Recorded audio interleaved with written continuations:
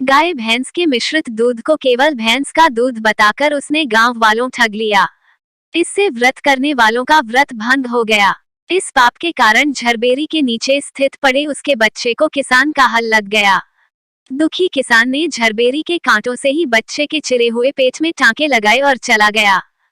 नमस्कार दोस्तों, बातें ज्ञान की यूट्यूब चैनल में आपका बहुत बहुत स्वागत है।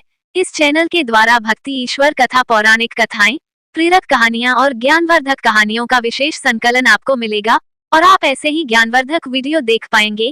कृपया चैनल को सब्सक्राइब करें, वीडियो को शेयर करें और अपना बहुमूल्य साथ बनाए रखें। धन्यवाद दोस्तों।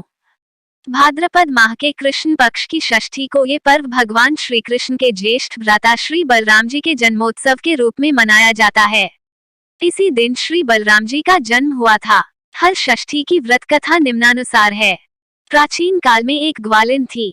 उसका प्रसव काल अत्यंत निकट था।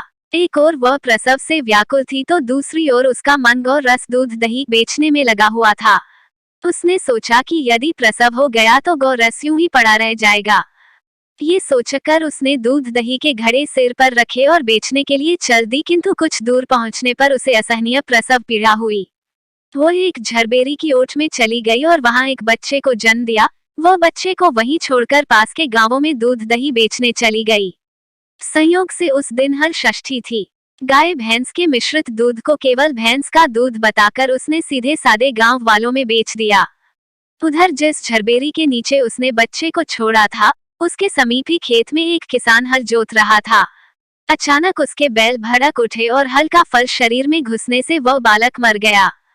इस घटना से किसान बहुत दुखी हुआ, फिर भी उसने हिम्मत और धैर्य से काम लिया। उसने झरबेरी के कांटों से ही बच्चे के चिरे हुए पेट में टांके लगाए और उसे वहीं छोड़कर चला गया।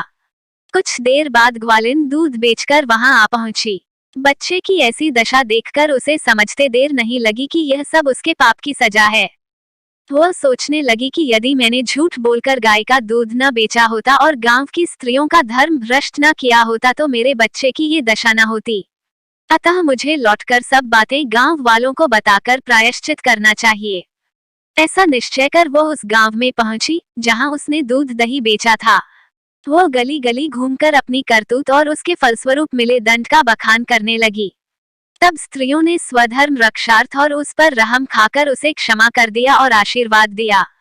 बहुत सी स्त्रियों द्वारा आशीर्वाद लेकर जब वह पुनः झरबेरी के नीचे पहुंची तो ये देखकर आश्चर्यचकित रह गई कि वहां उसका पुत्र जीवित अवस्था में पड़ा है।